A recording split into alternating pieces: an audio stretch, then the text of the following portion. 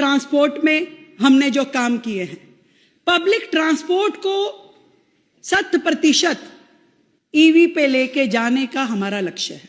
इस समय 3,500 ईवी बसें सड़कों पे चल रही हैं, जिसको 1500 बसों का इजाफा हमने अपने कार्यकाल में किया है।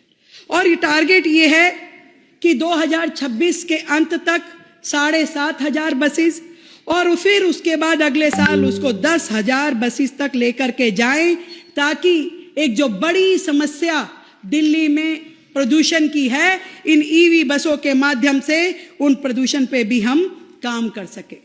नई ISBT का नवनिर्माण, रेनोवेशन, जितने भी बस डिपो हैं उन सब की कैपेसिटी बढ़ाने का काम, उनमें ईवी चार्जिंग स्टेशन लगाने का काम, ये सारे काम भी जारी हैं जो आपके समय में कभी भी उस तरीके से विचार ही नहीं किए गए थे।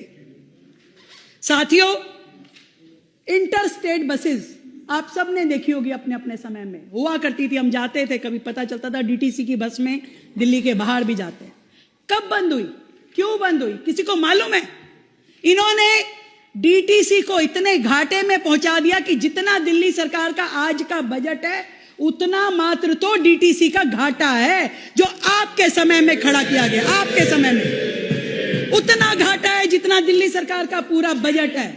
सब बंद कर दिया। हमने आने के बाद में इंटरस्टेट बसेस शुरू करी, यूनिवर्सिटी की यू स्पेशल बस हमने आने के बाद दोबारा शुरू करी। जितना भी रूट को दोबारा से रैशनलाइज करने का काम हमने आकर के दोबारा से शुरू किया।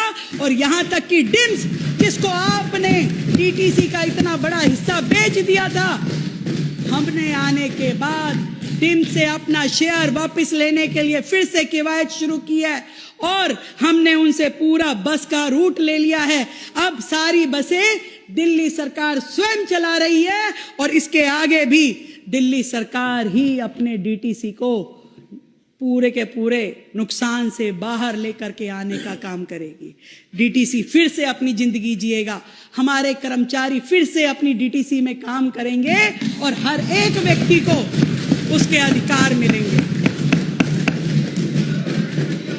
महिलाओं को फ्री बस कहते कहते न जाने कितने करोड़ों रुपए का करप्शन आप लोगों ने किया, पर अब नहीं होगा। हमने दिल्ली की महिलाओं को फ्री बस का सफर तो जरूर देंगे, पर साथ में एक पिंक कार्ड दे रहे हैं।